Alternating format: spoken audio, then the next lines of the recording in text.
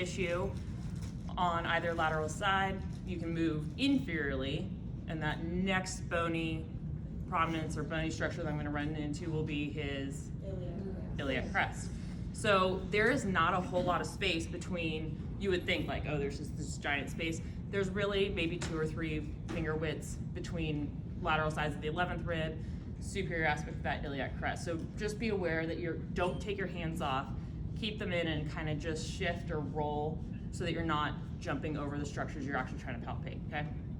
So again, palpating that most superior-most aspect of the iliac crest, coming all the way forward and back, in, out, just making sure you're feeling that that most superior border, excuse me. So then if I'm on that superior-most border of the iliac crest and I come directly medially, where should I be hitting? L4. L4 spinous process. So I'm gonna just move my hands immediately from there, feeling for that spinous process.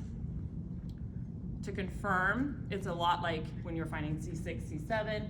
I'm then gonna palpate one more spinous process down, and that should be L5. To confirm, I'm gonna have him slightly lift his leg up, and he actually activates a lot of muscles doing that. So in that case, because his muscles are pushing my fingers out of where I'm trying to palpate, I would then move his leg for him. So if you guys can feel it move with the patient moving themselves, that's great.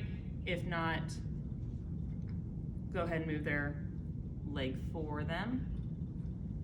And so when I lift, I feel my lower finger, my inferior finger move away from me, should be L5. My superior finger is not moving away, L4. And then the other way, if you're having a hard time differentiating between movements and non-movements, you can move one more segment inferiorly.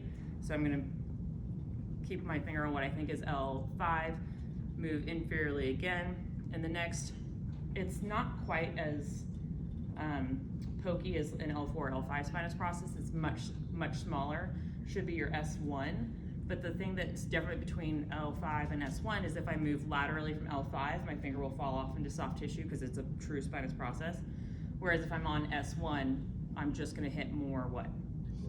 More sacrum. So I'm just continuing to hit more bone. Does that make sense? Questions on that so far?